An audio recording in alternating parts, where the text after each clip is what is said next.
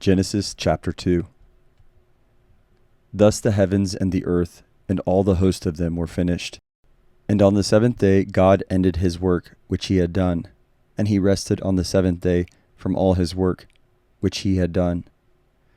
Then God blessed the seventh day and sanctified it, because in it he rested from all his work which God had created and made. This is the history of the heavens and the earth when they were created, in the day that the Lord God made the earth and the heavens, before any plant of the field was in the earth, and before any herb of the field had grown. For the Lord God had not caused it to rain on the earth, and there was no man to till the ground. But a mist went up from the earth and watered the whole face of the ground.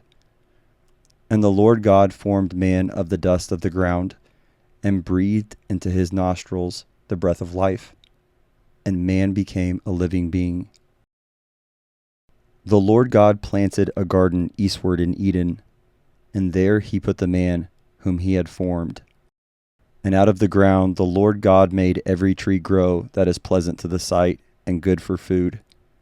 The tree of life was also in the midst of the garden, and the tree of the knowledge of good and evil.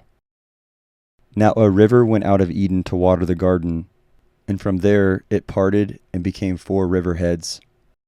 The name of the first is Pishon. It is the one which encompasses the whole land of Havilah, where there is gold. And the gold of that land is good. Bdellium and the onyx stone are there. The name of the second river is Gihon. It is the one which encompasses the whole land of Cush. The name of the third river is Hiddekel. It is the one which goes toward the east of Assyria.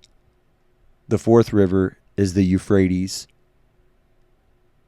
Then the Lord God took the man and put him in the Garden of Eden to tend and keep it. And the Lord God commanded the man, saying, Of every tree of the garden you may freely eat, but of the tree of the knowledge of good and evil you shall not eat.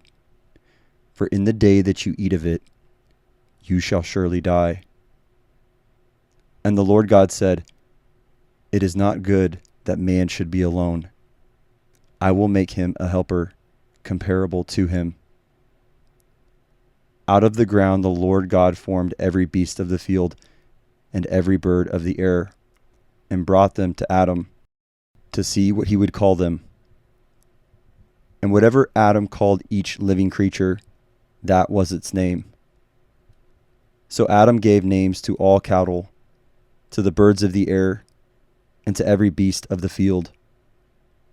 But for Adam there was not found a helper comparable to him. And the Lord God caused a deep sleep to fall on Adam, and he slept. And he took one of his ribs, and closed up the flesh in its place. Then the rib which the Lord God had taken from man, he made into a woman, and he brought her to the man. And Adam said, This is now bone of my bones, and flesh of my flesh. She shall be called woman, because she was taken out of man. Therefore a man shall leave his father and mother, and be joined to his wife, and they shall become one flesh. And they were both naked, the man and his wife, and were not ashamed.